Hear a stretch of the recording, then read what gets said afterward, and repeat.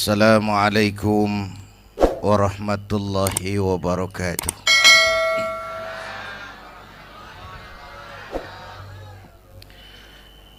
Alhamdulillahi wa kafa.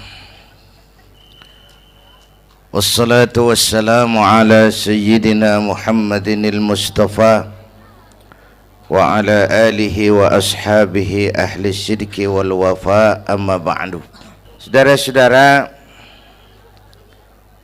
sekarang ini banyak orang bisa memberi contoh, tapi sedikit orang bisa menjadi contoh. Ngasih contoh mah gampang, jadi contoh susah. Karena beliau manusia. Laqad ja'akum rasulun min anfusikum. Kalau kambing disuruh nyontoh ayam, yang nyuruh nyontoh kagak punya pikiran. Ya, kagak level. Kambing mah nyontohnya kambing, kebo nyontohnya orang, nyontohnya orang. Makanya Nabi kita orang, bukan malaikat, bukan jin, bukan dewa, manusia. Kalau manusia disuruh nyontoh manusia, itu perintah masuk akal, predispositionnya sama. Kalau disuruh nyontoh malaikat mah ribet kan. Malaikat bagaimana nyontohnya, dia mah tidur kagak, makan kagak, sama duit budeg, sama perempuan kagak open, lah susah nyontohnya. Ya, Superman tuh biar hebat nggak bisa dicontoh Superman, bagaimana terbangnya? Lagian pakai celana dalam di luar, Pak. Nggak bisa dicontoh Superman mah. Nabi kita manusia utuh, cuman sungguh pun manusia, kualitasnya beda. Ini namanya basyarun la kal basyari. Manusia memang, tapi jangan samain, bobot bibitnya beda. Contoh, kita nih manusia, kita tidur. Nabi kita manusia, beliau tidur. Tidur Nabi, tidur mata doang, hatinya nggak pernah tidur. Tuh bedanya sama kita tuh. Tidur kita keblek, asal tidur habis-habisan. Lagi, kita manusia, kita keringetan. Nabi kita manusia, keringetan. Keringet Nabi harum wangi, bau minyak kasturi, zaman belum ada parfum. Keringet kita udah rasain aja masing-masing dah, jangan pakai dikebet udah.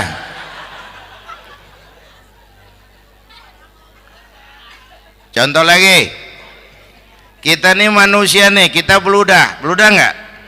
Nabi kita manusia, beliau juga beludah. Ludah Nabi obat, ludah Nabi.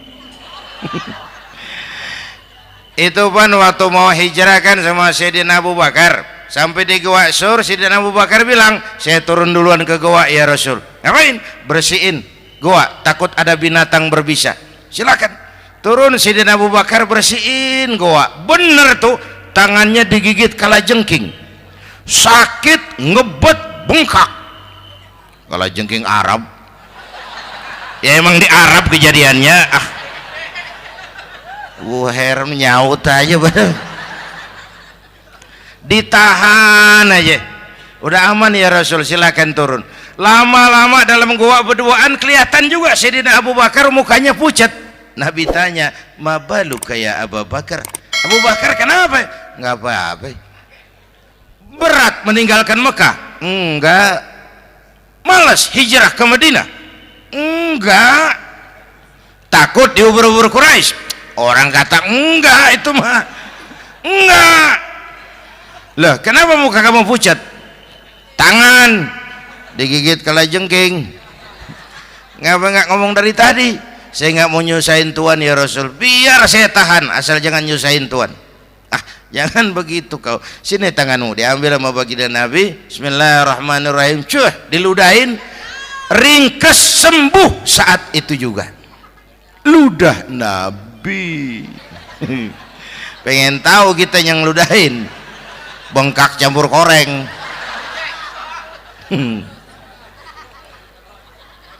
Satu tuh alasannya kenapa Nabi dijadikan contoh, karena manusia, kalau manusia disuruh nyontoh manusia pasti bisa dong ya. Yang kedua, karena tadi kata Bang Haji Oma, pribadinya itu pribadi yang multidimensi. Mau nyontoh apa? Pak, saya ini pengusaha Pak. Nabi umur 9 tahun udah ke Syria tuh, dagang lintas negara Syam tuh. Saya jenderal Pak, Nabi mimpin tentara di medan perang Mas. Saya mau balik Pak, Nabi dakwah Bung. Saya guru Pak, Nabi ngajar Mas. Innama bu'istu mu'alliman, aku diutus sebagai guru, guru umat, guru bangsa. Saya politisi Pak, Nabi diplomat ulung Bung. Saya presiden Pak, Nabi mimpin bangsa dan negara Mas. Saya kepala rumah tangga Pak, Nabi punya anak bini Bang. Ayo lempengan mana deh lu cari ngomong. Malah Nabi Isa tuh nggak bisa jadi contoh bagaimana membina rumah tangga bahagia. Bagaimana membina rumah tangga bahagia menurut contoh Nabi Isa? Nggak ada Mas. Kenapa? Nabi Isa belum sempat kawin. Ya, Nabi Isa belum sempat kawin. Ada pengikut Nabi Isa menyangka nggak kawin ajaran Nabi Isa, pada ngikut lagi nggak kawin. Tuh pastor tuh mubazir, lah orang dikasih perabotan. Bang bener, saya kalau dalam Islam kiai kagak boleh kawin, saya pilih berhenti jadi kiai. Kalau kagak ada giro-giroan, botak rambut.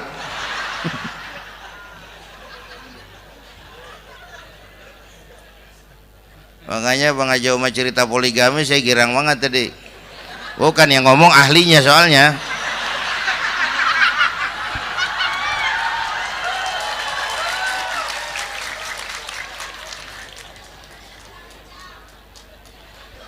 Dadah gitu aja deh ya. Nah, kata Imam Busair ini yang dahsyat. Ka'annahu wa huwa fardun fi jalalatihi fi askarin hina talqahu wa fi hasham.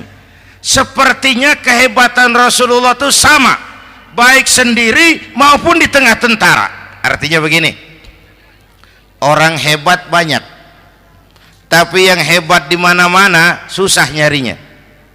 Baginda Rasul ini lagi duduk hebat, lagi jalan hebat, ada di pasar hebat, lagi di masjid hebat, di medan perang hebat, di depan anak-anak hebat, di mata musuhnya hebat, di depan sahabatnya hebat, di mata istrinya hebat, di mana-mana hebat. Lah susah nyari orang begini Bang ya. Kita mah hebat juga setempat, di kantor hebat, sekantor orang diomelin di kantor, pulang ke rumah dikeplak sama bininya diem aja. Ini di depan bininya dia kagak hebat dia mah.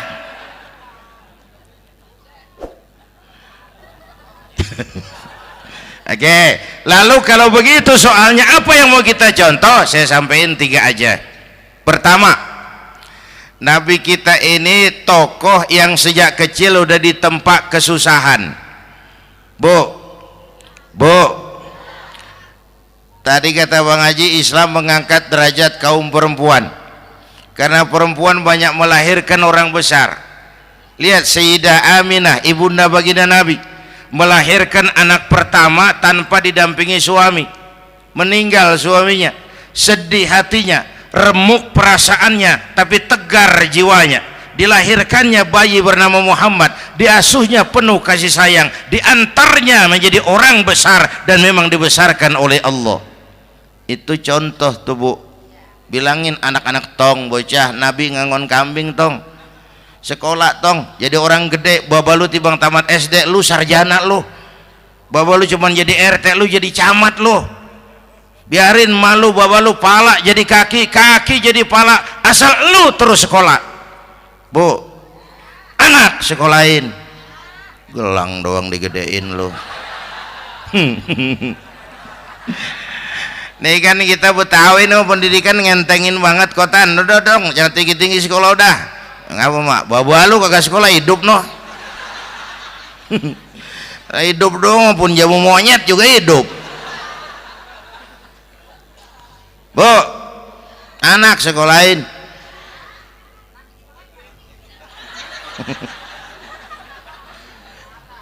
Mahatma Gandhi, kecilnya begeng, ceking, cacingan, leatim, emaknya tuh Gandhi sekolah nak, Gandhi belajar nak, Gandhi jadi orang besar nak, kalau perlu belajar ke Inggris biar Inggris menjajah kita, nggak apa-apa kau sekolah ke Inggris tapi jangan jadi Inggris nak, jangan pacaran sama bule, jangan sentuh minuman keras. Gandhi jadi orang besar. Mahatma Gandhi tumbuh karena dorongan emak. Mak udah yatim. James Watt, Kang Bandrek, emaknya tuh yang dorong tuh jadi orang besar. Belum lagi perempuan yang jadi besar. Di Indonesia ada Kartini, di Jawa Tengah ada Dewi Sartika, di Jawa Barat Dewi Sartika, di Bengkulu ada Fatmawati Soekarno sang penjahit bendera merah putih, di Aceh muncul Laksamana Malahayati, disusul kemudian oleh Cut Nyadin, baru kemudian muncul Cut Koko, Cut Meme, Cut, ya udah tak cut lain dah.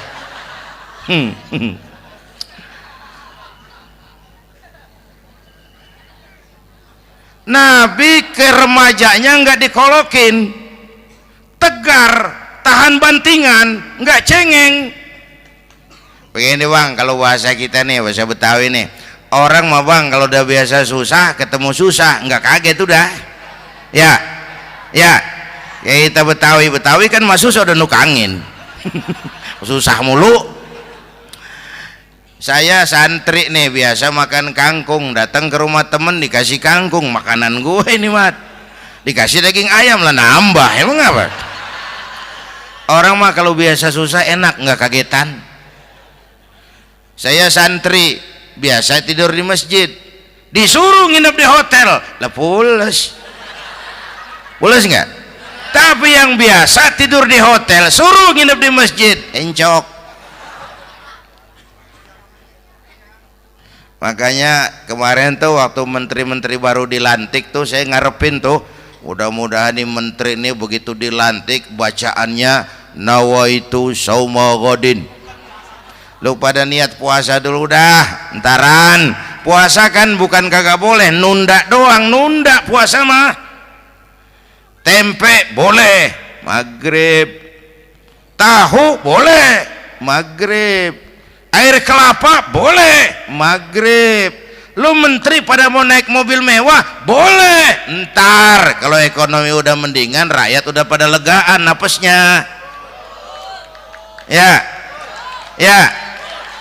sebab apa? Itu duit buat para mobil para menteri kan duit negara kan duit rakyat kan duit gue juga, itu ada di situ, gue bayar pajak. Sayangnya kebanyakan pejabat kita asal dilantik aja bacaannya Allahumma lakasumtu, niat buka puasa. Orang buka puasa kan kemaruk apa jadi gares ya. Bu, jadi benar Islam mengangkat harkat, derajat, martabat kaum perempuan. Kata Bang Haji Umar tadi, dengar nggak tuh? Waktu Nabi ditanya, ya Rasul, siapa yang paling harus saya taati di dunia? Ibumu. Setelah itu ibumu. Setelah itu ibumu. Setelah itu bapakmu. Ibu 3 kali disebut, bapak coba pikirin, ibu 3, bapak 1 bapak. Ini bagaimana ngitungnya, jadi kerok begini nih ngitung nih.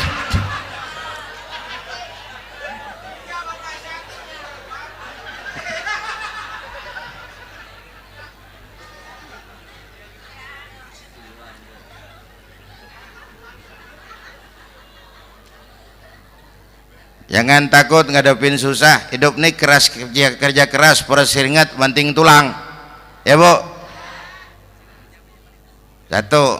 Yang kedua, contoh dari Nabi, orang yang paling bersih hatinya Rasulullah, orang yang paling baik akhlaknya Rasulullah, orang yang bahkan sudah dapat jaminan ampun dari segala dosa Rasulullah. Tapi orang yang kalau sholat malam sampai bengkak kakinya karena rajin sujud Rasulullah. Aspek ibadah apaan? Hei, diam-diam giliran gue ini ngomong.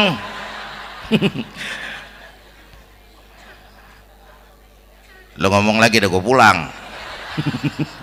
Canda neng, udah gantian ya. Ya, apaan urusan? Orang yang dosanya udah dapat jaminan ampun, kalau sholat malam bengkak kakinya karena rajin sujud. Saya tahu di sini juga banyak yang kakinya bengkak. Semurat. Oke. Kira-kira 3 minggu yang lalu saya menghadiri haul akbar Syekh Maulana Malik Ibrahim di Gresik, haul ke-609. Dari situ saya ke Surabaya ikut zikir sama keluarga besar Tarbiyatul Qulub. Waktu zikir saya terkejut, ada kalimat yang dibaca ratusan kali menyentak perasaan saya. Kalimatnya sederhana, kita hafal lah, yaitu kalimat ana Abdullah. Dibaca ratusan kali, ana Abdullah, ana Abdullah, ana Abdullah, ana Abdullah. Buat saya itu menyentak karena memperteguh komitmen saya hamba Allah, saya hamba Allah. Ah, itu mah Pak Zainuddin kan biasa, itu mah kita semua juga hamba Allah. Betul. Ayo kita bikin luar biasa. Saya mau tanya, Bapak, Ibu hamba Allah apa bukan? 3 orang.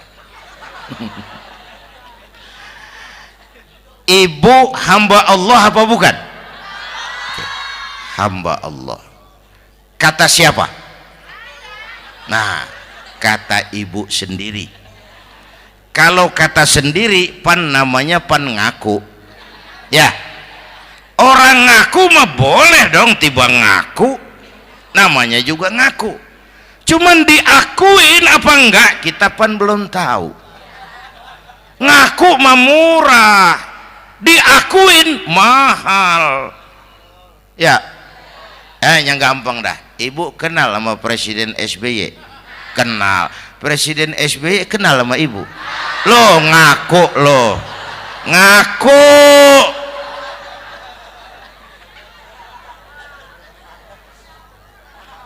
Saya hamba Allah, kata saya.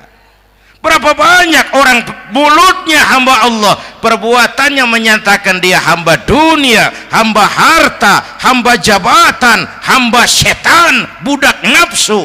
Nggak sesuai ucapan sama perbuatan. Yuk jadi hamba Allah yang beneran. Jangan separuh-separuh, kita mapan asal sakit mah hamba Allah. Ya Allah, ya Allah, lagi sakit, sehat ya dikit, keder, nyari masjid nggak ketemu.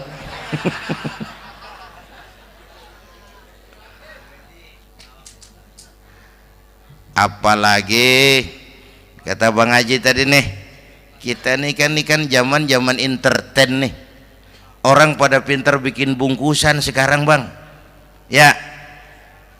Abad entertain, orang pada bangun pencitraan. Tadi itu kiai sama dukun tipis bedanya. Dukun pada pasang iklan sekarang, ketik reg. Waduh, sampean lahir hari Selasa, nggak cocok di air, ono di hutan sono. Larang udah dagang es jadi berhenti, nggak cocok di air.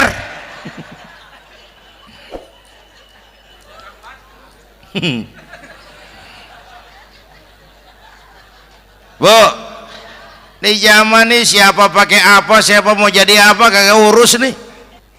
Bapak Ibu hadirin yang saya hormati, dan masyarakat kita ini kayak daun kering.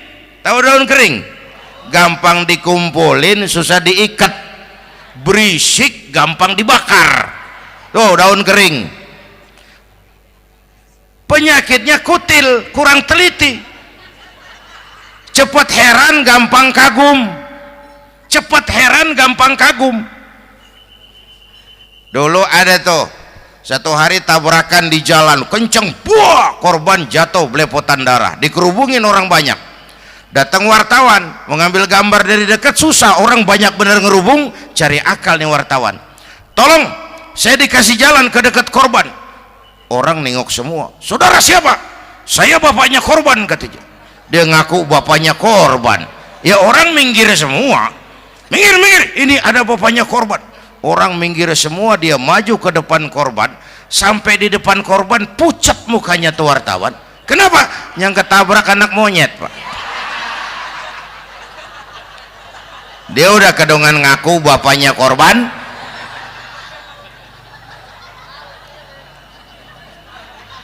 Bu, ini cerita pendek tapi pesannya lumayan nih. Kalau belum kenal bener mah jangan buru-buru ngakuin, ya. Dia kagak tahu yang ketabrak siapa, main ngakuin aja, saya bapaknya korban. Lu makan lu jadi bapak monyet sono lu. Makanya jagain kampung kita nih, jangan kemasukan yang aneh-aneh, ya. Nabi palsu, aliran aneh, ya ini bid'ah, itu bid'ah kuno yang kayak begitu. Capek kita ngurusin begitu, udah kelewatan, ya. Yang tahlil mah terusin, yang kagak suka nggak apa-apa, cuman jangan ngomelin yang tahlil. Orang tahlil juga pakai dalil. Yang mabok masih banyak, yang tahlil diomelin. Kita nih kayak kurang kerjaan, akhirnya rame turu-turu kita. Padahal yang harus kita kembangkan kan rukun antar umat seagama, rukun antar umat beragama, rukun antar umat beragama dengan pemerintah, kata Bang Haji Omar tadi. Rukun antar umat seagama, turu-turu kita muslim nih kudu rukun. Beda pendapat boleh, marahan jangan, ya. Tangan kanan sama tangan kiri juga beda, cuman rukun. Asal kiri gatal nih, kanan kagak diundang, dia mah datang aja nggak rukin. Nggak ada kiri gatal kanan ngomel, lu garuk aja sendiri, nggak, dia mah akur, ya Bu.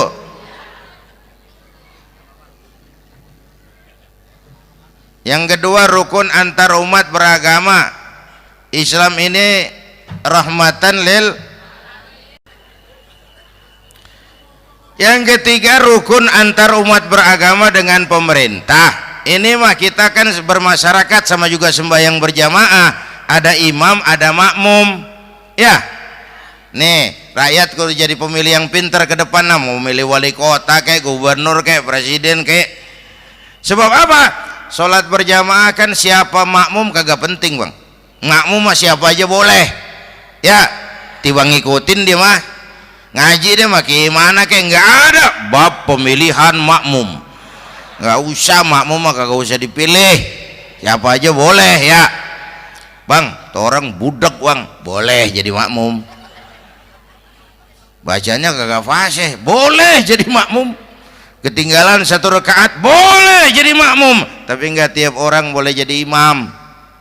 Siapa yang dipilih jadi imam? Pertama, a'lamuhum, kata Nabi. Orang yang paling alim di kampungmu siapa? Angkat jadi imam yang paling alim. bukan yang paling tua. Tua juga kalau kejemur kisut.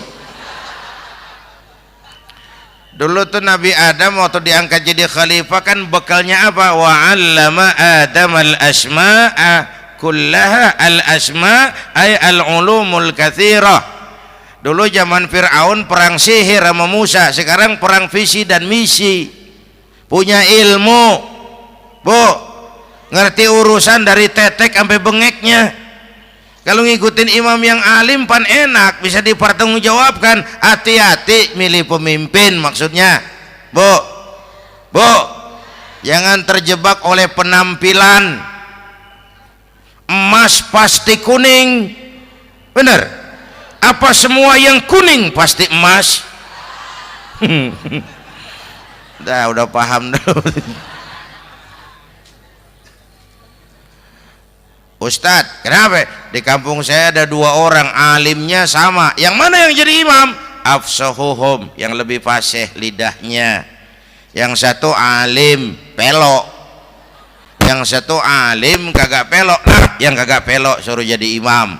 Kenapa? Nggak sah orang fasih bermakmum kepada imam pelok. Ustadz, imam pelok, makmum pelok semua. Sah. Namanya kampung pelok, biarin. Susah diurusin udah itu. Apa sih artinya fasih? Yang enak deh, nyambung. Pegel kalau punya pemimpin kagak nyambung sama rakyat. Ya, rakyat mau yang ngidul deh ngalor, rakyat mau yang ngulon deh ngetan. Lah kan capek rakyat, kagak nyambung. Makanya kalau jadi imam pesan Nabi, idza amma ahadukumun nas falyukhaffif. Kalau kamu jadi imam, ringankan sholat kamu. Itu makmum nggak sama kekuatannya. Jangan panjang-panjang kalau jadi imam. Kudu tahu keadaan makmum. Tuh makmum ada yang udah tua rentak, diri aja udah gemeter. Ada yang punya darah tinggi, kalau sujud kelamaan palanya ngebet. Ada yang udah janji tuh makmum habis sembahyang mau terima duit. Kalau imam kelamaan, kalau saudan makmum. Ya, nyambung. Jangan udah diangkat jadi imam saenake dewe. Salat isya berjamaah, rakaat pertama selesai Fatihah Yasin. Makmum ikut mengikut, cuman bari ngancem. Besok gua tawiatin balik lagi udah. Kagak nyambung. Kalau nggak nyambung tuh capek, Bu. Jangan tersenyum kepada orang buta, jangan berbisik kepada orang tuli. Kagak nyambung. Orang buta diajak senyum, bagus sih maksudnya, cuman kan rada mubazir. Orang kagak paham. Cari pemimpin yang nyambung. Kalau memang masyarakatnya suka tahlil, cari pemimpin yang suka tahlil. Rakyatnya suka maulid, cari pemimpin yang suka maulid, supaya nyambung, kagak pegel kita.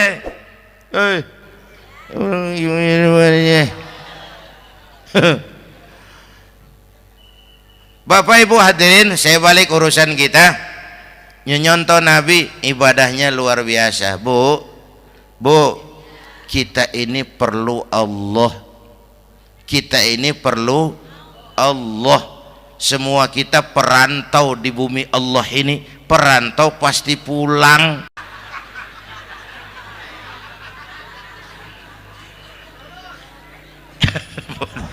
Bolot, bodoh kalau ada perantau, dia sadar dia perantau tapi nggak pernah mikirin pulang.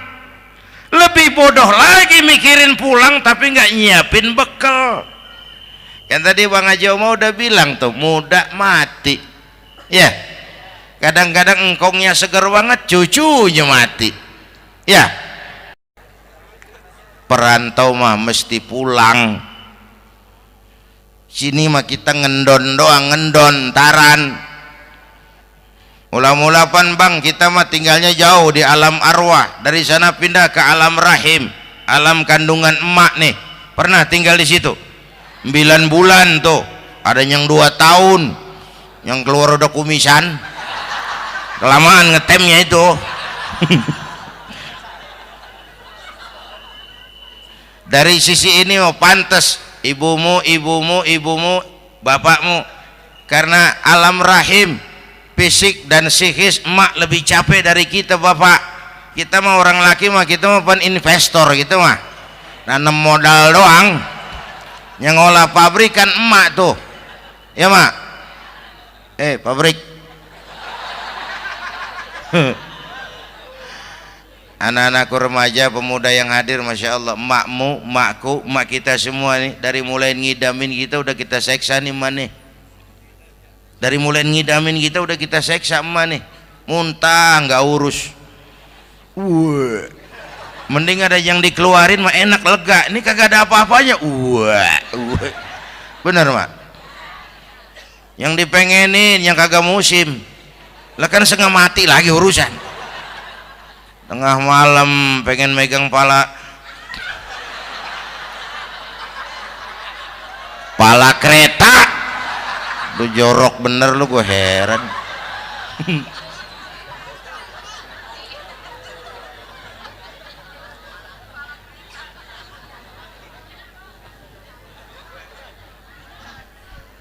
Bapak Ibu hadirin, yang ketiga terakhir, contoh dari baginda Nabi, modal utama perjuangannya adalah akhlak.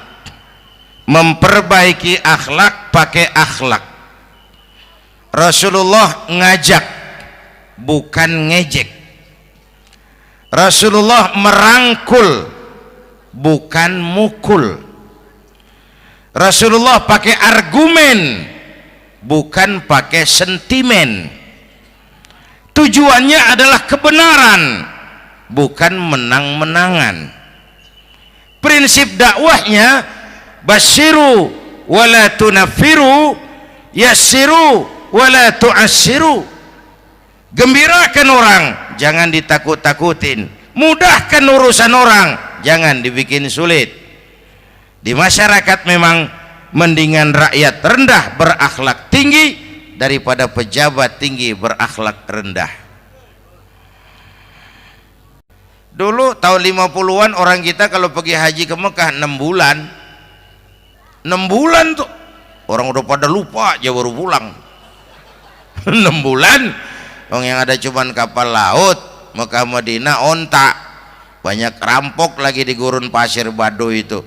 Dulu orang tua kita belajar manasik, kalian belajar silat.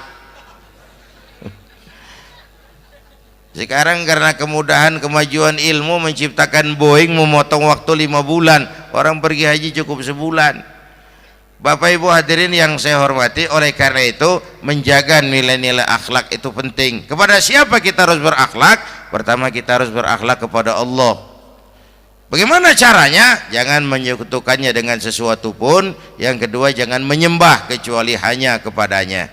Yang kedua, kita harus berakhlak kepada sesama tadi itu. Yang ketiga, kepada lingkungan. Saya dulu masih zaman ada almarhum kakek saya, engkong.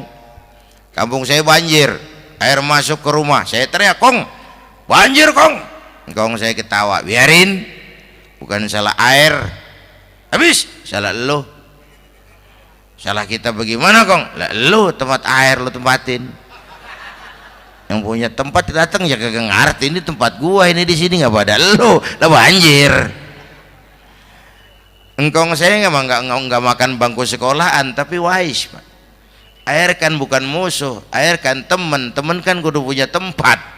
Lalu kagak punya tempat, pantas kemana dengan ayam, banjir. Ya, dulu saya remaja ngaji babul istinja, kiai ngajar makro buang air kecil di tanah berlubang. Saya tanya, kenapa makruh Kiai? Pertama, untuk alasan kesehatan. Siapa tahu di lubang yang kamu kencingi ada gas beracun. Kalau tidak Kiai, kalau tidak maka artinya melindungi binatang yang ada di dalam lubang. Siapa tahu di lubang yang kamu kencingin ada semut. Sedang rapat membahas laporan Susno 2Ji. Apa dosanya lalu mati dikencingin? Ini namanya rahmatan li semut. Saya mau bilang alam sekarang tidak seramah dulu karena kita juga nggak ramah sama alam. Bapak Ibu hadirin yang saya hormati, padahal watak Islam rahmatan lil alamin. selalu berusaha menyimpan sesuatu yang bisa membawa manfaat, baik untuk dirinya, untuk anak cucunya, maupun untuk keluarganya, untuk masa kini dan masa depannya. Kadang simpanan itu berbentuk uang, kadang berupa tanah, lain saat berbentuk pabrik, dan lain sebagainya. Sementara masa depan yang paling pasti adalah akhirat. Jika untuk masa depan dunia kita rela memeras keringat, membanting tulang, pergi pagi dan pulang petang, menyimpan uang, menyimpan tanah, menyimpan pabrik, pernahkah kita merenung jika satu saat kiamat datang, kita dibangkitkan dari kubur masing-masing, berdiri di padang mahsyar untuk mempertanggungjawabkan seluruh kegiatan hidup kita di dunia ini, lalu kita akan menuju ke alam akhirat. Sudahkah kita mempunyai simpanan untuk akhirat kita? Pada pertemuan kali ini saya ingin menyampaikan sebuah hadis di mana Rasulullah sallallahu alaihi wasallam bersabda, "Arba'un min kanzil jannah." Simpanan sorga ada 4 macam. Yang pertama, ikhfa'us sadaqah, menyembunyikan sedekah. Saudara-saudara kaum muslimin, sebagaimana yang kita maklum bahwa Allah Subhanahu wa taala melebihkan sebagian rezeki dari kita terhadap yang lain. Ada yang kaya, ada yang setengah kaya, ada yang miskin, ada yang setengah miskin, dan selanjutnya. Ada yang gajinya kecil tapi penghasilannya gede. Ada yang penghasilannya gede tapi nggak punya gaji. Ada juga yang memang gajinya gede dan penghasilannya gede. Kelebihan rezeki merupakan sunnatullah dan tidak harus membuat kita merasa lebih dari yang lain. Bahkan sebaliknya, kelebihan itu harus membuat kita ringan tangan untuk menolong mereka yang memang memerlukan pertolongan. Kalau saudara diberikan ilmu, maka pertanyaan akhirat cuma satu: ilmumu kau amalkan untuk apa? Kalau saudara diberikan umur yang panjang, pengadilan akhirat juga bertanya satu: umurmu kau habiskan di mana? Tapi kalau saudara diberikan harta, pengadilan akhirat akan bertanya 2: hartamu kau dapat dari mana? Kau belanjakan kemana? Dari mananya ditanya dan kemananya juga ditanya. Oleh karena kita akan dimintakan pertanggungan jawab, maka amanah yang bernama harta ini harus kita gunakan dengan sebaik-baiknya. Ada penggunaan yang merupakan kewajiban, itu zakat namanya. Ada penggunaan yang sewaktu-waktu, itu infak namanya. Ada yang lebih sewaktu-waktu lagi, dan itu sedekah namanya. Zakat dia terikat oleh haul dan nisab, oleh putaran batas waktu dan ukuran dari harta itu sendiri. Sedangkan infak terikat oleh situasi dan kondisi perekonomian seseorang. Sedangkan sedekah tidak terikat dengan apapun. Dalam kondisi seperti apapun kita bisa melakukan sedekah dengan yang terkecil sekalipun. Sampai-sampai Rasulullah sallallahu alaihi wasallam mengajarkan, la tahqiranna minal ma'rufi syai'an walau an talqa akhaka biwajhin talik. Atau ada hadis, tabassumuka fi wajhi akhika laka shadaqah. Senyumanmu kepada temanmu adalah sedekah. Jadi untuk melakukan sedekah tidak harus dalam berbentuk uang. Dengan ilmu kita bisa sedekah, dengan tenaga kita bisa bersedekah, dengan pikiran kita bisa bersedekah, bahkan senyum kepada teman itu pun sedekah. Jadi kalau sedekah dengan uang memang belum punya uang, nyengir aja banyakin. Itu asal pada tempatnya, jangan lalu ketemu tiang listrik cengengesan. Tentu tidak pada tempatnya dan tidak wajar. Nah, sedekah yang paling dicintai Allah adalah sedekah yang disembunyikan. Artinya, jauh dari sifat riya. Kan kadang-kadang ada orang sedekah itu disebutkan namanya, apa tidak bagus? Kalau memang niatnya ikhlas, ya bagus-bagus saja. Untuk memberikan sugesti kepada yang lain. Di Fulan bin Fulan nyumbang sekian, diumumkan. Boleh kalau niatnya untuk memberikan rangsangan kepada yang lain supaya dia menyumbang lebih besar dari orang tadi. Tapi kalau itu mendatangkan riya, maka sedekah yang paling dicintai Allah adalah sedekah yang disembunyikan. Tangan kiri saja tidak tahu apa yang diberikan oleh tangan kanan. Sedekah yang dilakukan dengan ikhlas akan merupakan perbendaharaan surga, tersembunyi dari pandangan orang lain, tidak seorang pun tahu. Karena memang sikap yang baik adalah melupakan kebaikan dan mengingat kesalahan. Itu salah satu ciri orang bahagia. Orang yang selalu mengingat kesalahannya dan berusaha melupakan segala kebaikannya. Kalau dia akan berada kebaikan, dia tidak bisa ikut, dia merasa rugi karena dia merasa belum pernah berbuat baik.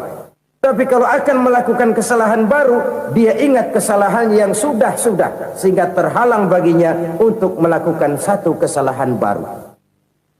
Demikianlah saudara-saudara, bahwa Allah melebihkan rizki sebagian kita dari yang lain, agar terjadi tolong-menolong dalam kehidupan ini.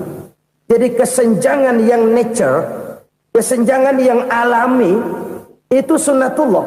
Ada yang kaya, ada yang miskin, ada yang kelas menengah. Nah, kenapa lalu sekarang kita berusaha mengentaskan kemiskinan? Oleh karena adanya kesenjangan struktural. Kalau yang kaya bisa semakin kaya, kenapa yang miskin tidak bisa naik jadi ikut sedikit kaya? Sebab pada dasarnya Islam adalah agama yang sejak turunnya sudah berupaya memerangi kemiskinan. Bahkan dikatakan kemiskinan itu mendekatkan kepada kekufuran. Orang kalau miskin udah dekat banget sama kafir. Gampang menjadi kafir. Berapa banyak saudara-saudara kita yang oleh karena soal perut, oleh karena soal materi, terpaksa meninggalkan dan menanggalkan akidahnya, menjual petunjuk yang diberikan Allah dengan kesenangan dunia yang cuma sebentar ini. Na'udzubillah thumma na'udzubillah. Jadi makin kita sembunyikan satu sedekah, semakin banyak perbendaharaan kita di surga. Sedekah yang paling dicintai Allah adalah sedekah yang disembunyikan. Malahan ada seorang sufi, dia punya kebiasaan kalau pergi sholat Jumat dia bawa uang, itu uang dia taruh di bawah tikar masjid. Dia niat sedekah kepada siapa saja yang nemuin itu duit. Maksudnya apa? Supaya yang nemuin nggak tahu siapa yang punya duit. Demikian dia saking ingin menyembunyikan sedekahnya. Karena sifat riya itu bisa memakan amal kita sendiri. Riya itu termasuk menyebut-nyebut kebaikan kita. Orang yang suka nepuk dada, sedikit-sedikit ngitungnya kalau nggak gua. Tuh kalau nggak gua tuh yang belas itu kalau nggak gua. Iya kalau nggak lu kenapa emang? Orang yang suka menepuk jasad, biasanya memang begitu saudara-saudara. Kalau perang lagi berkecamuk, orang nggak sempat ngaku jadi pahlawan. Tapi begitu perang selesai, yang kagak kenal bedil ngaku pahlawan, mas. Itu sesuatu yang biasa. Oleh karenanya, orang-orang yang ikhlas dalam bersedekah, disembunyikannya sedekah itu, Allah cinta betul. Malahan ada hadis memberikan jaminan, inna shadaqatal mar'il muslimi tazidu fil umri wa tadfa'u mitatas su'i. Sesungguhnya sedekahnya seorang mukmin tazidu fil umri, bisa menambah umur panjang. Wa tadfa'u mitatas su'i, dan menyelamatkan manusia dari mati secara su'ul khatimah. Jadi siapa yang kepengen panjang umur, banyaklah sedekah. Yang bosan hidup, pelit terus. Sedekah menambah panjang umur dan menyelamatkan manusia dari mati secara su'ul khatimah. Pak, katanya umur itu nggak bisa ditambah, nggak bisa dikurangin. Kapan? Kalau ajal sudah datang. Wa idza jaa ajaluhum la yastakhiruna sa'atan wa la yastaqdimun. Kalau ajal datang tidak bisa dimajukan, tidak bisa dimundurkan. Itu kalau ajal sudah datang. Tidak bisa lagi umur ditambah dikurangi, sudah datang. Tapi kalau belum datang, itu kan haknya Allah. Mau ditambah, mau dikurangi, hak prerogatif Allah. Sebagai pencipta manusia, Allah maha kuasa dan maha mampu. Sedekah ini menambah panjang umur dan menyelamatkan manusia dari mati secara su'ul khatimah. Itu orang mati kan sama ya, kondisinya mati, nggak nafas. Tapi hakikat mati kan lain-lain. Ada yang mati itu husnul khatimah, baik akhirnya. Misalnya lagi ngaji mati, lagi sholat mati, lagi sedekah mati. Ini yang dinamakan dengan husnul khatimah, baik di akhirnya. Sebaliknya ada yang su'ul khatimah, jelek di akhirnya. Ini yang jadi catatan akhir. Lagi nyekek botol, mampus. Lagi banting kartu, modar. Su'ul khatimah, jelek pada akhirnya. Sedekah menyelamatkan manusia dari mati secara su'ul khatimah. Dan kita semua kepengen mendapat husnul khatimah, jauh dari su'ul khatimah. Oleh sebab itu yang bisa menyelamatkan kita dari penyakit itu antara lain adalah sedekah yang disembunyikan, yang dikerjakan dengan ikhlas karena Allah, tidak karena kepengen dipuji orang, tidak karena ingin dikatakan orang pemurah. Sebab orang dermawan itu orang yang memberi tanpa harus diminta. Kalau masih harus diminta, ya belum dermawan namanya, masih harus diminta. Kalau nggak diminta ya tulus, lolos, polos. Saudara-saudara kaum muslimin rahimakumullah. Harta adalah amanat dan akan kita pertanggungjawabkan. Allah melebihkan rizki sebagian kita dari yang lain agar kita saling tolong menolong, bantu membantu. Nabi janjikan siapa yang meringankan beban saudaranya muslim di dunia, Allah akan meringankan bebannya di akhirat nanti. Sebuah jaminan dari baginda Nabi. Si orang yang kita bantu barangkali tidak bisa membalas, Allah yang akan membalas lewat jalan lain yang tidak pernah kita sangka-sangka. Ada orang tanya, Pak, ini ada orang nyumbang masjid sambil marah-marah, bagaimana? Saya bilang sumbangannya aja ambil, marahnya jangan. Marahnya jangan diambil, itu urusan dia. Saudara-saudara kaum muslimin rahimakumullah. Umat Islam ini kan umat yang punya potensi besar. Kadang kita merenung, kenapa kadang-kadang pembangunan masjid kok lambat sekali? Kalau hotel hari ini peletakan pertama, bulan depan peresmian. Supermarket hari ini peletakan batu pertama, minggu depan peresmian. Tapi kalau sudah yang namanya masjid, kadang-kadang peletakan batu pertama sekaligus jadi batu terakhir. 3 tahun, 4 tahun, campur nebar jalak di jalanan, duit dijaring kayak ikan sepat. Apa tidak ada orang Islam yang kaya? Banyak. Apa tidak ada pengusaha muslim yang jadi konglomerat? Ada. Lalu yang belum banyak itu yang komit terhadap nilai-nilai agamanya. Akhirnya kita jatuh jadi umat yang lemah. Belum ada pengusaha konglomerat muslim buka pabrik supermi cap bedug misalnya umpamanya atau pabrik kecap cap sorban supaya identitas keislamannya sedikit kelihatan. Kita jatuh jadi umat yang lemah karena potensi tidak terinventarisir dengan baik. Kita ini ibarat kompor yang cuma matengin nasi orang lain. Potensi kita dimanfaatkan oleh orang lain.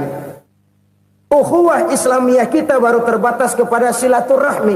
Ukhuwah di bidang ekonomi kita lemah, ukhuwah di bidang kebudayaan kita lemah, apalagi ukhuwah di bidang politik kita lebih rapuh lagi.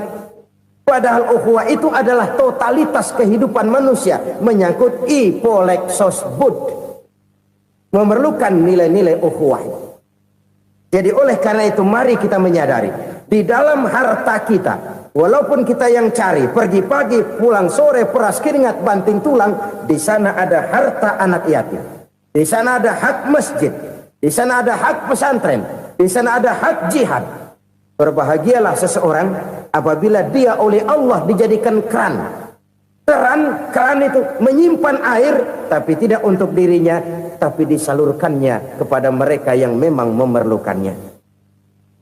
Saudara-saudara kaum muslimin rahimakumullah, ini yang pertama. Jadi perbendaharaan surga adalah menyembunyikan sedekah. Orang lain nggak tahu, kita pun nggak pernah ngitung-ngitung. Kita anggap lewat begitu saja, padahal itu deposit akhirat. Satu. Yang kedua, perbendaharaan surga itu apa? Wa kitmanul musibah, menyembunyikan kesulitan. Kadang orang takut menghadapi kesulitan. Tapi makin kita merenung, hidup ini kan sebenarnya urusan.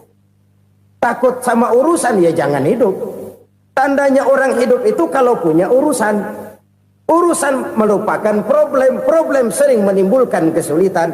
Kesulitan bukan untuk ditakuti, tapi untuk diatasi dan dicarikan jalan keluarnya. Siapa sih orangnya yang nggak pernah sulit-sulit? Makin tinggi status sosialnya, makin gede urusannya. Makin tinggi kualitas imannya, makin berat tingkat kesulitannya. Cuma memang yang namanya enak itu seperti pelangi. Biang lala itu nggak pernah di atas kepala kita, di atas kepala orang melulu. Lo sih enak lo, kata kita. Dia juga bilang, yang enak kan lo. Pelangi itu nggak pernah di atas kepala kita. Kata tukang beca, aduh enak ya naik Mercy. Kata tukang beca, apa yang di dalam mobil Mercy? Aduh enak bener tukang beca, di jok ngeringkuk ngorok pulas bener.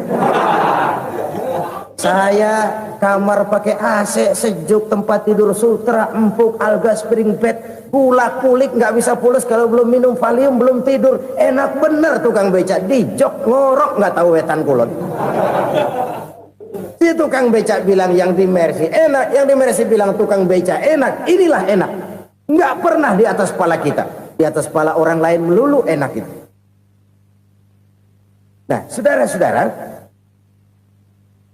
yang merupakan perbendaharaan surga itu orang yang bisa menyembunyikan kesulitan, baik pribadi ataupun rumah tangga. Nih terutama rumah tangga yang jadi soalnya. Kadang-kadang kita ini kalau senang, sebaliknya kalau senang kita diam, kalem aja, cuek. Banyak banget duit kita, bawaan diam aja udah.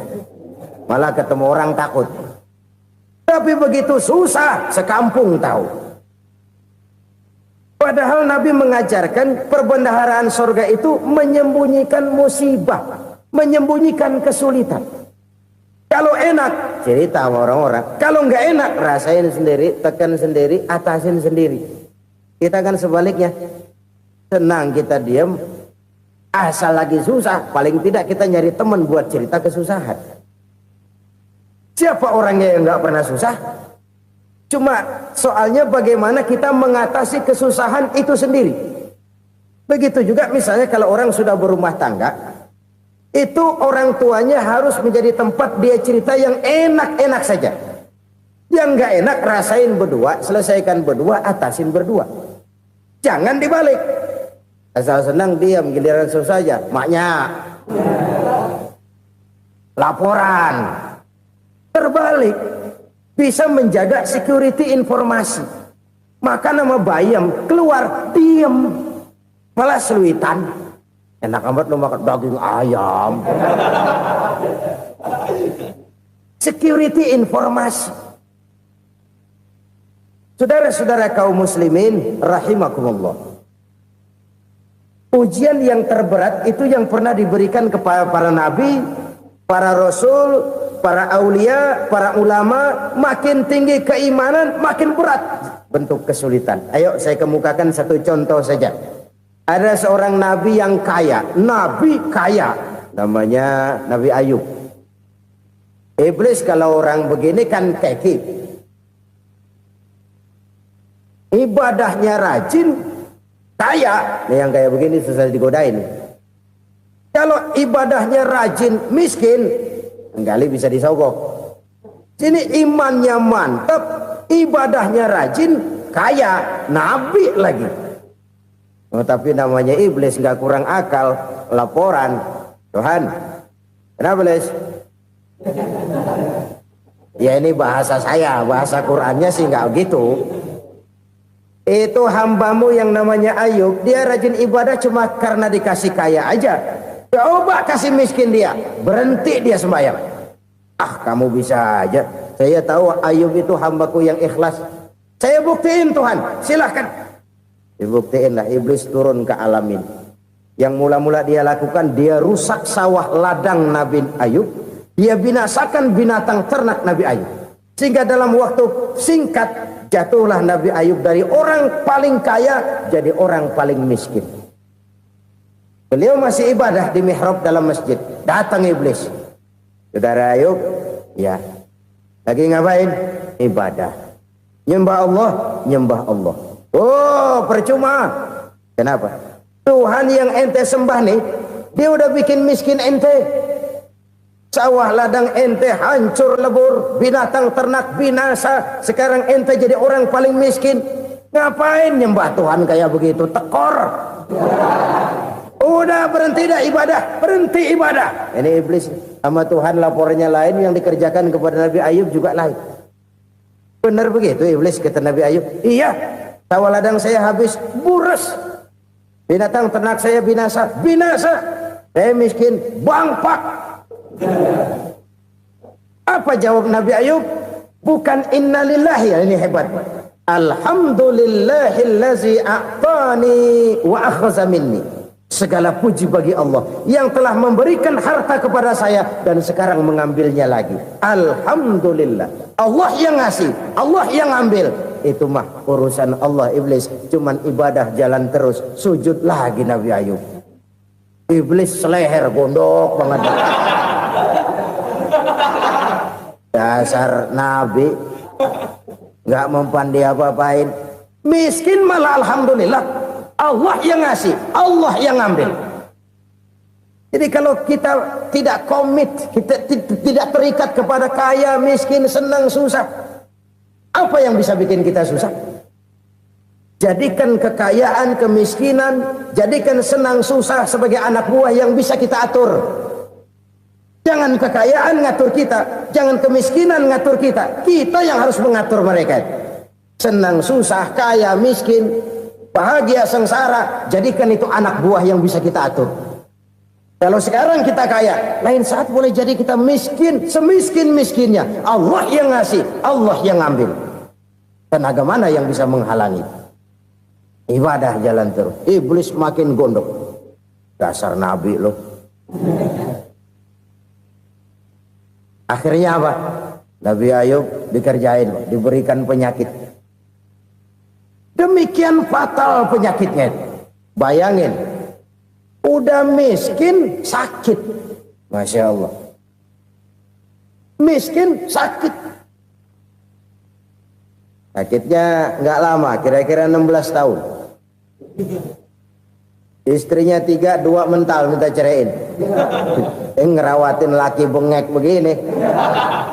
Senang belum tentu, susah udah pasti nih. Cerai aja, cerai dah. Cerai. Tinggal satu Siti Rahmah yang setia menemani beliau. Sesetia-setianya hati perempuan. Satu saat Siti Rahmah bilang, "Bang, iya, abang kan Nabi bang. Lalu namanya Nabi kan doanya jarang meleset bang. Maksud kamu minta kenapa sih sama Tuhan biar abang sembuh baik dah bang?" Siti Rahmah, iya. Saya sakit berapa tahun sih dah? 16 tahun bang. Sebelum ini saya sehat berapa tahun? Ya kira-kira 60 tahun bang. Nah coba ente banding-bandingin Rahmah. Saya dikasih sehat 60 tahun. Dikasih sakit 16 tahun. Sudah nggak sabar. Mau doa kepada Allah minta sembuh. Saya malu. Malu kepada Allah. Diuji dengan yang luar biasa seperti ini. Tidak mengganggu stabilitas kehambaannya. Dia tetap menghamba kepada Allah subhanahu wa ta'ala. Saudara-saudara kaum muslimin rahimakumullah.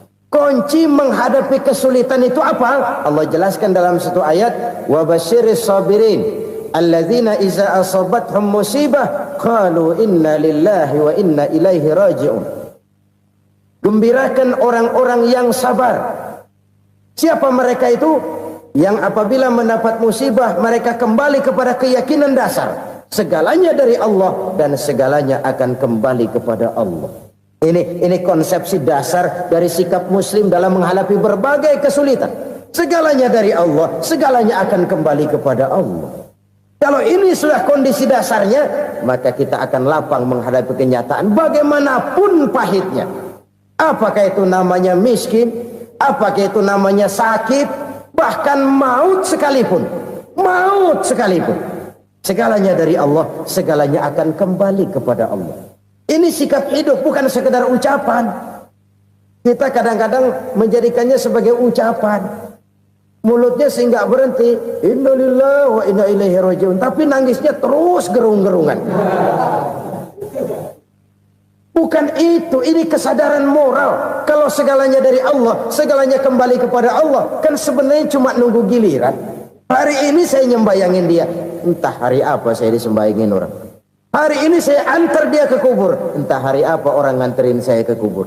Hari ini saya tahlilkan dia, entah nanti kapan orang tahlilkan saya. Segalanya dari Allah, segalanya akan kembali juga kepada Allah. Oleh sebab itu saudara-saudara, kesulitan bukan untuk ditakuti. Kesulitan justru untuk diatasi, dicarikan jalan keluarnya. Dan tidak ada orang yang tidak pernah mendapat kesulitan. Tidak ada. Semakin tinggi status sosial, semakin tinggi kualitas keimanan, semakin besar juga tingkat kesulitan. Hanya saja bagaimana cara kita mengatasinya. Dan Al-Quran menyatakan, inna ma'al usri yusra. Di balik kesulitan itu pasti ada kemudahan. Roda itu berputar. Karena itu Rasulullah sallallahu alaihi wasallam mengingatkan kepada kita, ta'arraf ilallahi fir raha ya'rifka fis syiddah. Ingatlah kepada Allah di waktu kamu senang, supaya Allah ingat kepada kamu di waktu kamu susah. Kalau waktu senang kita ingat kepada Allah, kita susah, Allah tidak akan meninggalkan kita. Tapi kalau waktu senang kita jauh dari Allah, sujud tidak sempat, dengan masjid jauh, ketika senang kita lupakan Allah. Nanti begitu kita susah, Allah lupakan kita. Dan itu menyakitkan. Oleh karena itu orang-orang tua kita dulu bilang, kalau lagi sehat ingat-ingat lu bakal sakit nanti. Kalau lagi kaya ingat-ingat satu saat kita bakal jatuh miskin. Bahkan kalau lagi muda ingat-ingat kita bakal tua. Dan yang terpenting kalau lagi hidup ingat-ingat kita bakal mati. Saudara-saudara kaum muslimin rahimakumullah. Jadi yang kedua yang merupakan perbendaharaan surga, menyembunyikan musibah. Saudara-saudara kaum muslimin rahimakumullah. Hal ketiga yang merupakan perbendaharaan surga adalah wasilatur rahmi. Orang yang suka bersilaturahmi. Sebagaimana yang kita maklum bahwa manusia adalah makhluk yang disebut zon politika. Makhluk sosial yang tidak mungkin hidup sendiri-sendiri. Betapa dan siapapun kita memerlukan orang lain. Bodoh betul manusia kalau tinggal di tengah masyarakat tapi tidak mau bermasyarakat. Merasa hebat sendiri, pinter sendiri, gagah sendiri, kaya sendiri. Mungkin kalau mati juga ngubur sendiri. Jangankan kita di sini, di sorga saja Nabi Adam waktu sendirian bengong melulu, mondar mandir.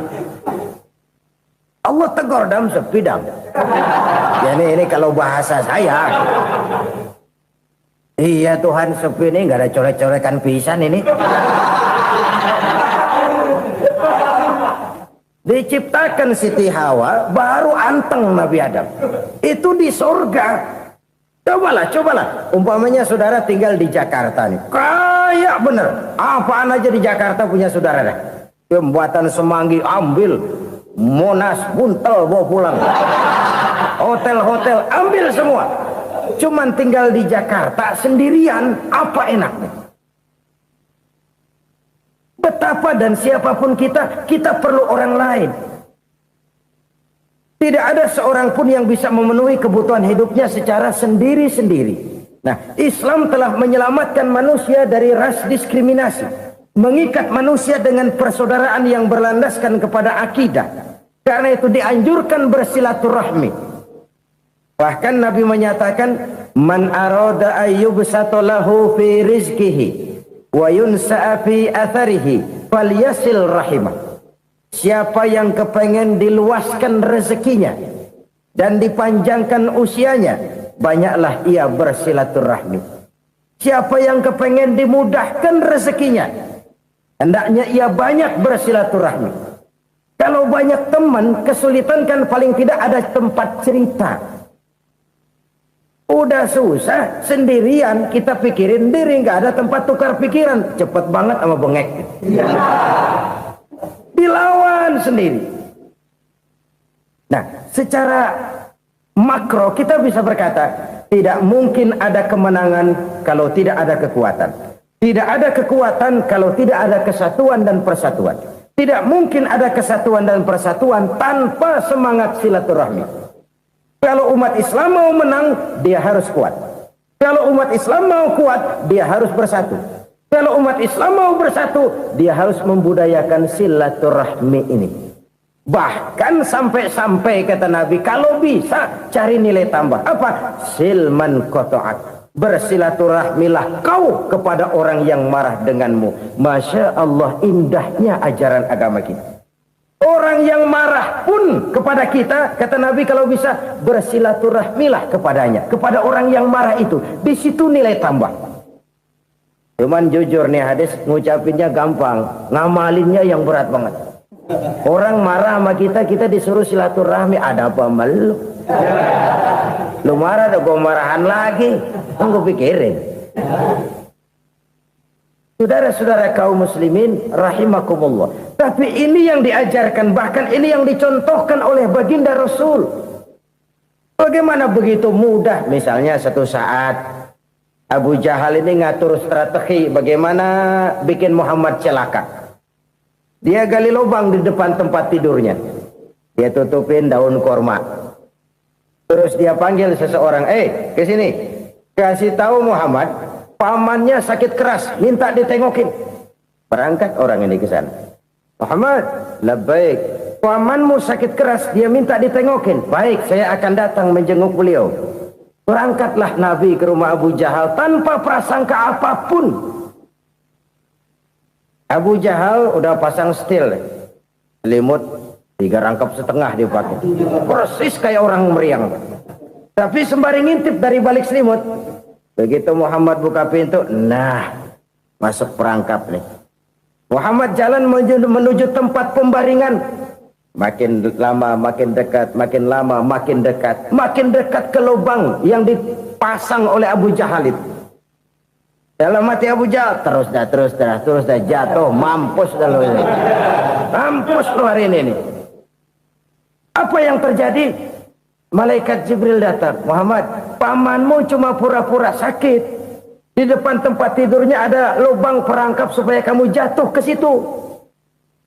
Sudah, kamu pulang. Balik kanan Nabi. Sudah hampir jatuh ke lubang, balik kanan, pulang. Bayangin kecewanya Abu Jahal. Muhammad dikit lagi, Muhammad dikit lagi. Enggak paman, saya pulang aja.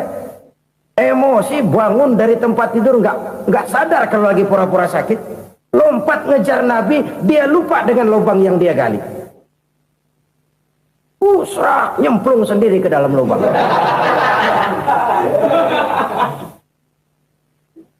Nabi terus berlalu. Ini terjadi keanehan. Jatuh ke lubang yang dia gali itu sebenarnya nggak terlalu dalam ya, antara 3-4 meteran lah. Tolong saya jatuh ke lubang ini. Datanglah pelayan-pelayannya itu. Angkat saya dari sini. Oh, yang ngulurin tambang. Satu gulung, belum juga nyampe itu tambang. Kurang, beli lagi ke warung. Sambung, ulur lagi, nggak juga bisa sampai. Wah, ini kerjaan Muhammad ini. Tolong, siapa salah seorang kamu ke rumah Muhammad, kasih tahu encangnya kecebur. Minta ditolongin. Sampaikan kepada Rasul. Kenapa? Pamanmu jatuh ke lubang, Muhammad minta tolong diangkatin. Tambang udah nyambung-nyambung nggak nyampe juga. Ya, nanti saya datang, saya tolong. Coba. Nyata-nyata orang berniat jahat mau mencelakakan dia. Datang dia menolong.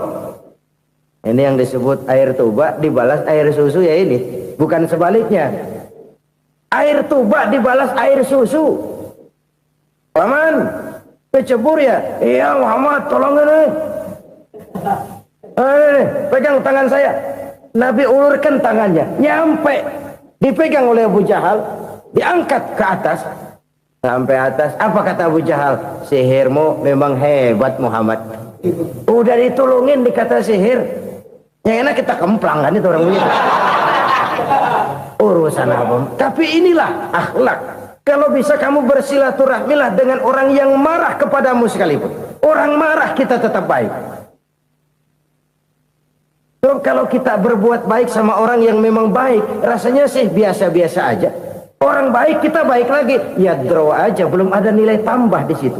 Baru ada nilai tambah kalau kita bisa berbuat baik kepada orang yang nyakitin kita. Itu namanya kita setingkat di atas dia. Dia sakitin kita, kita berbuat baik sama dia. Dia pelit sama kita, kita baik sama dia. Dia marahin kita, kita deketin dia. Di situ kita punya nilai tambah.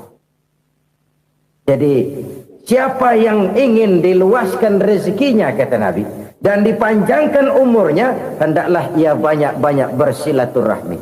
Sederhana sebenarnya silaturahmi, tapi silaturahmi membangkitkan semangat kesatuan dan persatuan. Kesatuan dan persatuan melahirkan kekuatan. Dalam matematika 1 ditambah 1 pasti 2. Tapi di tengah masyarakat 1 orang takut ditambah 1 orang takut, hasilnya jadi 2 orang setengah berani. Kenapa setengah berani? Karena udah berdua. Tadi pan takut sendirian. Kalau dia kumpul turu-turu takutlah jadi berani.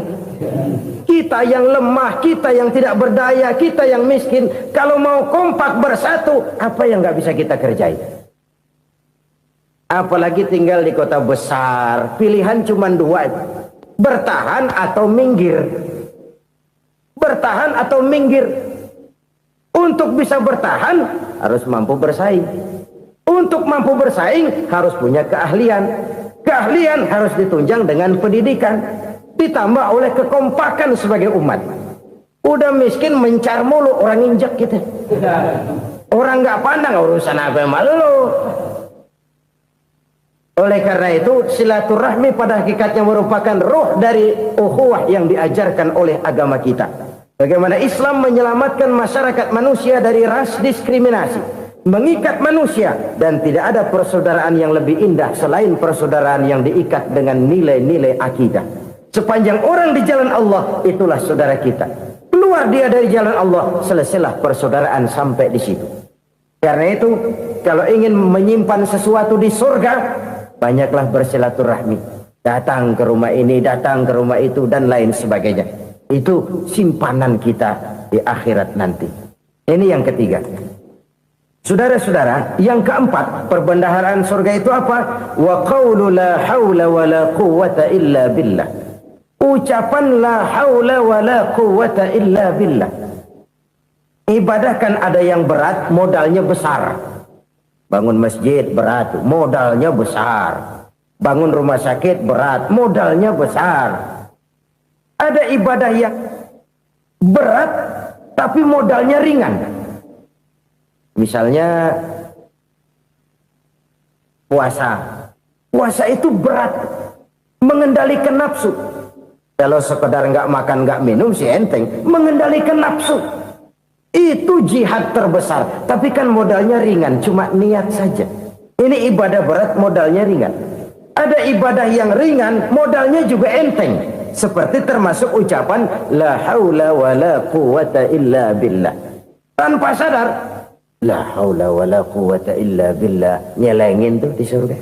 Nyelengin, kita nggak terasa. Nyelengin simpenan akhirat. La haula wa la quwwata illa billah. Nyimpan lagi. Kaget. La haula wa la quwwata illa billah. Nyimpan lagi. Banyak simpenan. Walaupun sebenarnya yang dimaksud di sini adalah kesadaran batin. Bahwa tidak ada daya dan kekuatan kecuali Allah.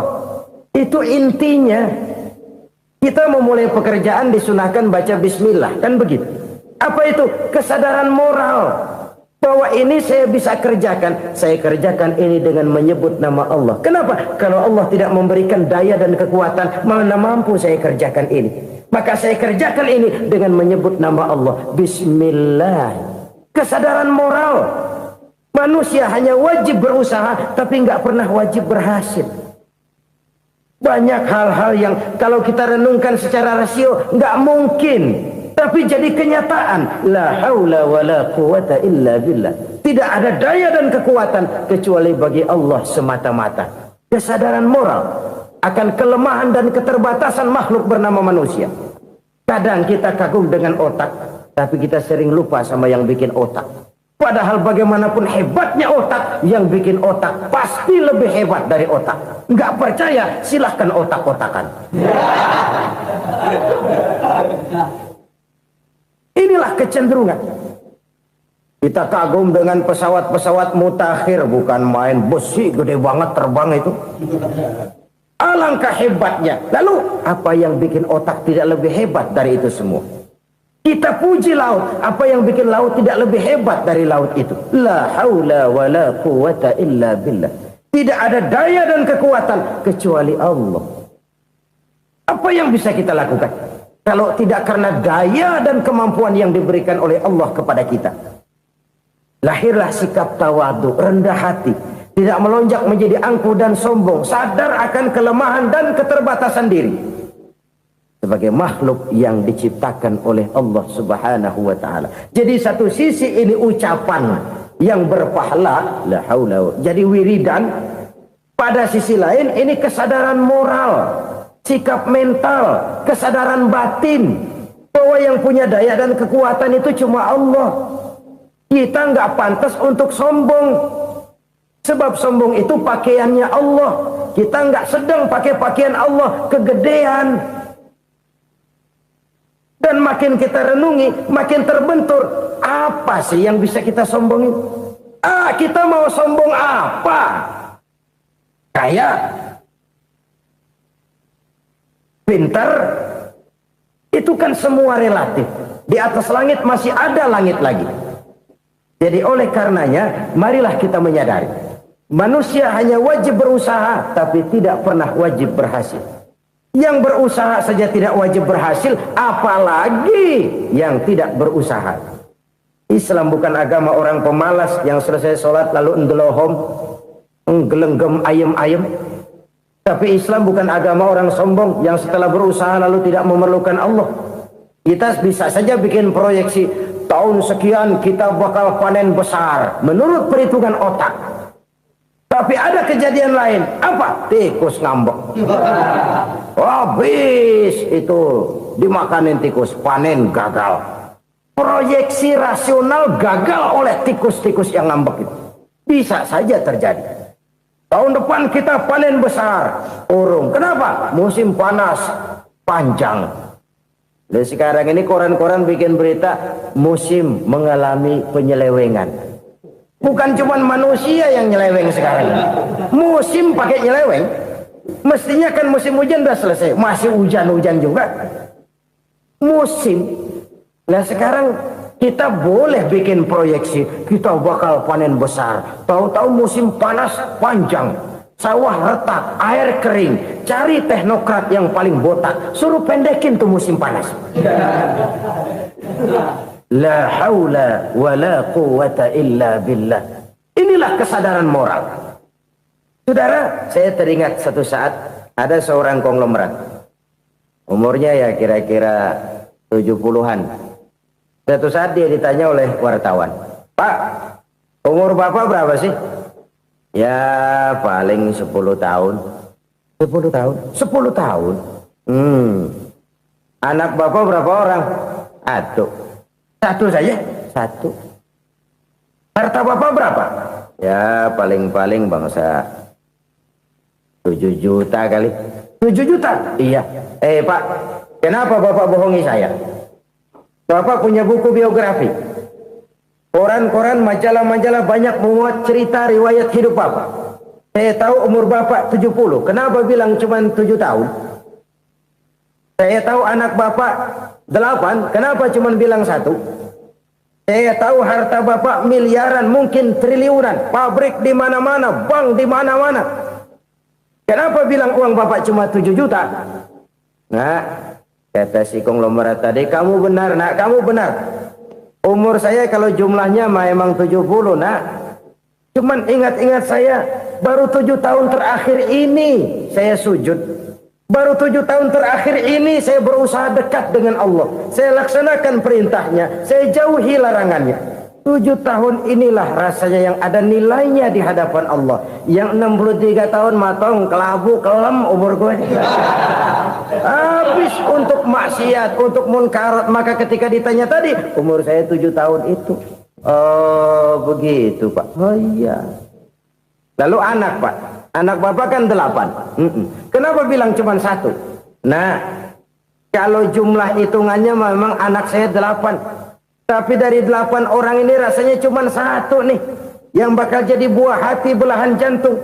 Pelanjut cerita, penerus sejarah. Bakal jadi anak soleh yang akan mendoakan saya.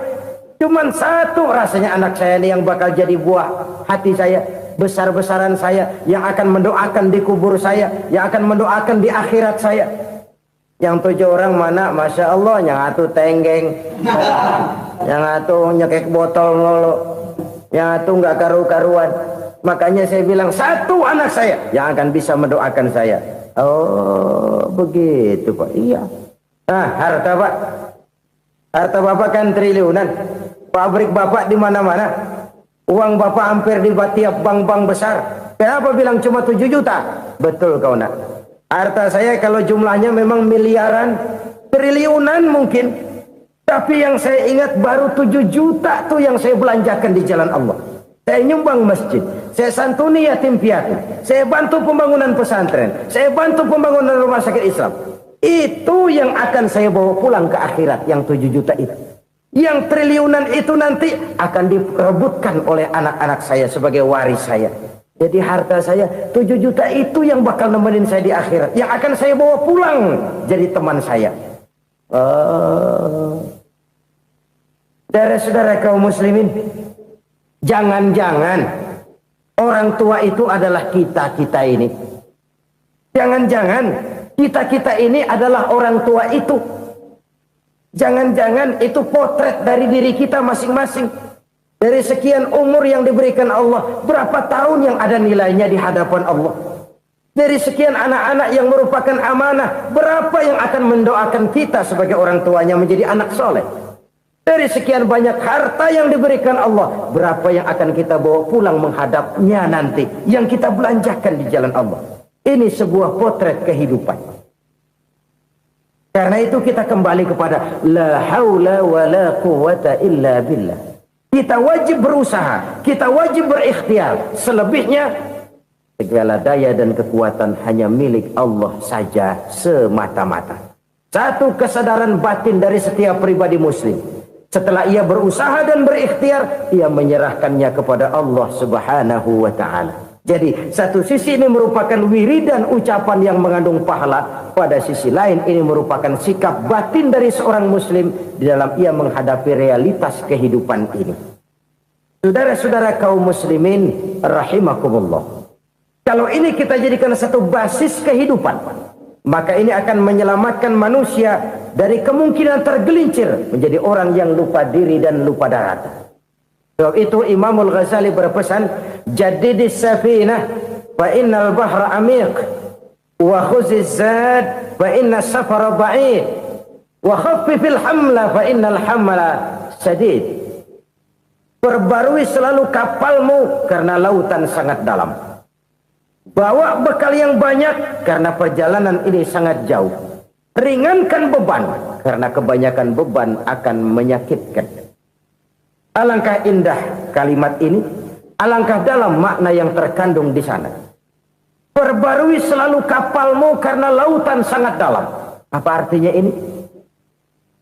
Jaga mentalmu baik-baik. Pelihara imanmu baik-baik karena hidup penuh cobaan seperti lautan. Kita kalau berlayar di lautan kan kadang-kadang tenang, angin bertiup sepoi-sepoi basah. Jika malam datang bintang gemintang bertabur menghias cakrawala. rembulan memantulkan sinarnya dengan indah. Dalam keadaan begitu berlayar enak. Tapi lain saat ombak menggunung, halilintar menyambar, angin topan bertiup. Berapa banyak sudah saudara-saudara kita yang tenggelam di lautan dunia tanpa sadar bahwa dia belum sampai kepada pantai yang akan dituju. Berapa banyak sudah saudara-saudara kita yang tenggelam di lautan dunia ini tanpa sempat bangkit lagi. Dia menyangka sudah sampai kepada tujuannya. Hati-hati kapal jangan sampai bocor karena lautan sangat dalam. Iman ini jaga baik-baik karena hidup penuh dengan ujian. Wa khuzizat fa inna safara ba'id. Bawa bekal yang banyak karena perjalanan sangat jauh. Saudara mau ke Bandung, bawa duit. Saudara mau ke Surabaya, banyakan lagi duitnya. Saudara mau ke Mekah, gepokan, iketan tuh duit nggak lembaran lagi. Makin jauh perjalanan, makin banyak bekal yang harus kita bawa. Kalau saudara dari Jakarta mau ke Surabaya, kagak bawa duit berangkat juga, itu sih bukan berani namanya, nekat. Sampai Surabaya belum tentu, sengsara di jalan udah pasti. Kenapa? Nggak bawa bekal berangkat. Sama juga kita nih, misalnya belum sempat sembahyang, mati. Waduh, berani banget orang. Belum punya bekal, mati. Sengsara di jalan. Atau bekal tidak cukup. Dari Jakarta saudara mau ke Surabaya, bawa duit 500 perak. Paling jauh Cikampek nyampenya itu. Paling jauh itu. Antara jauhnya perjalanan dengan bekal yang saudara bawa tidak seimbang. Hidup ini perjalanan panjang. A walking tour. Dimulai dari alam arwah. Sebelum jasad diciptakan, roh diciptakan lebih dulu. Dari situ pindah ke alam rahim. Dari alam rahim pindah ke alam dunia. Dari alam dunia pindah ke alam barzah. Baru menuju akhirat. Satu perjalanan panjang. Kalau bekal tidak bawa, sengsara di jalan. Bawa bekal yang banyak karena perjalanan ini sangat jauh. Wa khaffifil hamla, ringankan beban karena beban itu cuma akan menyulitkan. Kalau bekal itu sih keperluan, tapi beban nggak kita perluin, cuma ngeberat-beratin. Apa ini beban? Dosa. Kecurangan, kebatilan, kesoliman, ketidakadilan, kesewenang-wenangan. Itu akan jadi beban kita di akhirat. Alangkah celakanya, perjalanan panjang, bekal tidak bawa, beban kelewat banyak. Alamat sengsara di jalan. Pahala tidak ada, dosa berlipat ganda. Na'udzubillah, summa na'udzubillah. Kalau kita rangkum nasihat Al-Ghazali dengan kisah si konglomerat tadi, kita akan mengambil kesimpulan. Pertama, bekal terbaik dalam menghadapi gejolak kehidupan ini tidak lain adalah iman. Yang kedua, pahala dan dosa. Dua hal kontroversial. Pahala adalah bekal, dosa adalah beban. Tapi kita sekarang kan tidak begitu terangsang kepada yang abstrak. Orang berlomba mencari yang konkret-konkret saja. Yang real. Kalau memang dosa, benjol dong. Kira-kira begitu. Kira-kira begitu. Persis orang Yahudi dulu. Orang Yahudi itu kan pernah minta kepada Nabi Musa. Ya Musa, lan nu'mina laka hatta narallaha jahrah. Musa, kami nggak bakal mau beriman kepada Allah kalau belum kami lihat Allah ada nongkrong di depan kami. Kalau memang Tuhan ada, taruh dong di depan kami. Mau yang konkret-konkret saja. Kalau memang dosa, benjol dong. Kalau memang pahala, berasa dong. Orang terangsang kepada yang real, yang konkret-konkret saja. Karena itu, untuk mengejar dosa, orang mau bayar. Tapi untuk mengejar pahala, walaupun tidak bayar, orang segan. Ini yang dikatakan oleh Nabi, kamu mengharapkan ke surga, tapi kamu berat melaksanakan sesuatu yang bisa membawa kamu ke surga. Kamu ingin jauh dari neraka, tapi tiap saat kamu lakukan perbuatan-perbuatan yang justru menjerumuskan kamu ke neraka. Idda'aitum an-najata minan nar wa ramaitum fiha anfusakum. Kamu ingin selamat dari neraka, tapi kamu lemparkan diri kamu ke neraka. Kamu ingin masuk surga, tapi berat sekali kamu melakukan perbuatan-perbuatan yang bisa menyampaikan kamu di surga. Saudara-saudara kaum muslimin rahimakumullah. Jadi hal keempat yang merupakan perbendaharaan surga adalah la haula wa la quwwata illa billah.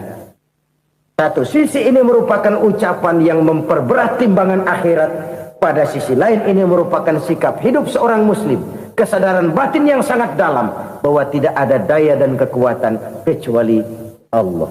Dan itu kita simbolkan pada saat memulai pekerjaan dengan Bismillah, dengan menyebut nama Allah. Satu kesadaran moral, saya hanya bisa melakukan ini karena diberikan daya dan kekuatan oleh Allah. Lahirlah sikap tawadu, rendah hati, tidak melonjak menjadi angkuh dan sombong. Saudara-saudara, sampai sini dulu jumpa kita kali ini. Semoga 4 perbendaharaan surga ini dapat kita lakukan, yang kelak akan merupakan bekal kita di kemudian hari nanti. Amin ya rabbal alamin. Bapak-bapak, ibu-ibu, saudara-saudara kaum muslimin rahimakumullah. Di dalam kehidupan kita sebagai seorang muslim, minimal 5 kali dalam sehari semalam kita mendengar seruan untuk mendirikan solat yang disebut azan. Ada kalimat menarik di dalam kalimat azan itu, yakni seruan hayya 'alal falah, marilah menuju kepada keberuntungan, marilah meraih kemenangan. Seruan ini adalah kecenderungan dari setiap manusia, apapun warna kulitnya. Artinya, setiap orang dalam hidup selalu ingin meraih dan mencari kemenangan. Kemenangan akan melahirkan kepuasan batin, dan kepuasan batin memberikan kebahagiaan. Sedangkan kekalahan melahirkan penderitaan batin, dan penderitaan batin menjerumuskan seseorang di dalam berbagai bentuk kerugian. Jikalau inilah seruan azan, maka masalahnya ialah apa yang menyebabkan kita meraih kemenangan. Al-Quranul Karim memberikan tuntunan dan ajaran kepada kita bahwa orang-orang yang memperoleh kemenangan itu tidak lain adalah orang-orang yang bertakwa. Hanyalah mereka yang bertakwa kepada Allah Subhanahu wa ta'ala pada akhirnya akan tampil sebagai pemenang. Lalu siapa orang yang bertakwa itu? Dijelaskan dalam awal-awal Al-Baqarah, orang yang bertakwa yang akan meraih kemenangan. Pertama, allazina yu'minuna bil ghaib, yaitu orang-orang yang beriman kepada yang gaib. Percaya bahwa ada alam yang gaib, alam yang abstrak, alam yang tidak bisa dijangkau oleh salah satu daripada panca indera kita.